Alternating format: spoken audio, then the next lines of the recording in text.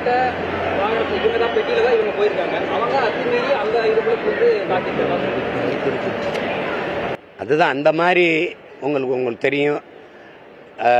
அதான் முன்பதிவு இல்லாத இங்கே நம்ம தமிழ்நாட்டுக்கு வர்ற வட இந்தியர்கள் வருவது, நம்ம பிள்ளைகளில் பெண்கள் போகிற இந்த கழிவறைக்கு பக்கத்தில் போய் இருந்துக்கிறது, அந்த மாதிரி குற்றச்சாட்டுகள்லாம் நீங்கள் வந்ததை பார்க்குறீங்க. அவங்க எந்த ஒழுங்கையுமே கடைப்பிடிக்க மாட்டாங்க. இது ஒன்றும் புது நிகழ்வு இல்லையே.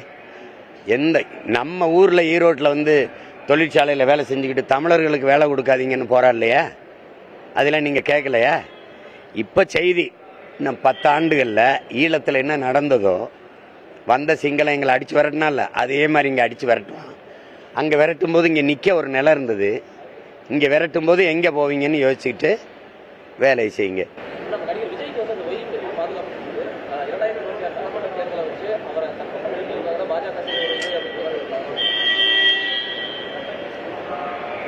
இந்த பாதுகாப்பு கொடுத்தா வந்துருவார் அவர், போயிடுவாராம்மா பிஜேபி கூட?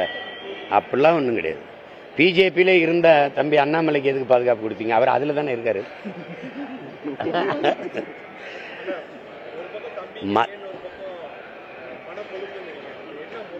அது நான் எனக்கு அழைப்பானை வருது, நீதிமன்றத்தில் போய் நான் நேர் நிற்கிறேன். அவங்களுக்கு அழைப்பானையே கொடுக்கப்படல, நேர் நிற்கிறாங்க. நாங்கள் சொல்றதை நீங்கள் கவனிச்சுக்கிறீங்க. நீங்கள் இந்த மூலமாக தெளிவாய்க்கணும். இந்த சோகால்டு இந்த ஸ்ட்ராட்டஜிஸ்ட்டுங்கிறாங்கல்ல, இந்த அரசியல் தேர்தல் வகுப்பாளர்கள், நாங்கள் என்ன கேட்குறோம், பன்னெடுங்காலமாக இந்த நாட்டில் நீங்கள் கட்சி அரசியல் தேர்தல் அரசியலையே செய்றீங்க. நீங்கள் மக்கள் அரசியலையே பேச மாட்டீங்க, முன்னெடுக்க மாட்டீங்க. தேர்தல் வியூக வகுப்பாளர், தேர்தல் வியூகம் ஸ்ட்ராட்டஜி அப்படின்னா தேர்தலில் வெல்றது மட்டுமேனா அது வியாபாரமாக இருக்குது. உட்கார்ந்துட்டு ஊடகங்களை வாங்குவது, அவங்களுக்காக பேசுங்கிறது, இதை இப்படி ட்ரெண்ட் படி போடுங்க, அப்படி போடுங்க, இதை பண்ணுங்க, இதை பேசி இதை செய்யறது என்பது இது ஒரு வெறும் தேர்தல் அரசியல் தான். மக்கள் அரசியல் எப்போது வரும்?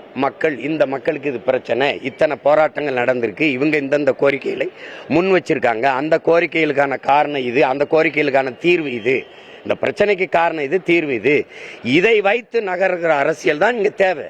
நீ ஒரு இதில் இப்போ நம்ம அடிப்படையில் படி பார்ப்போம். இதே என் தம்பி விஜய்க்கு ஐயா ஜான் ஆரக்சாமின்னு ஒரு வீக வகுப்பாளர் இருக்கிறார்.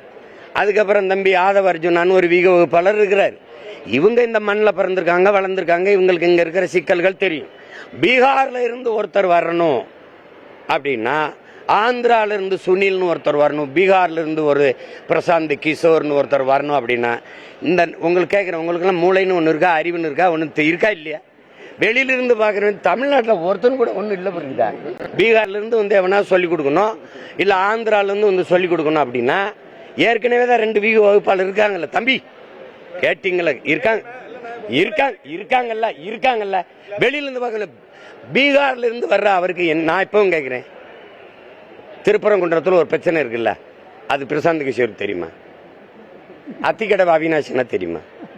தெரியாதுல்ல. இங்கே கோவையில் இருக்க பிரச்சனை நெசவு, ஏன் இந்த நொய்யலாறுன்னு ஒன்று இருக்குது, அது தெரியுமா? அப்புறம் எனத்துக்கு நீ வேற நீனு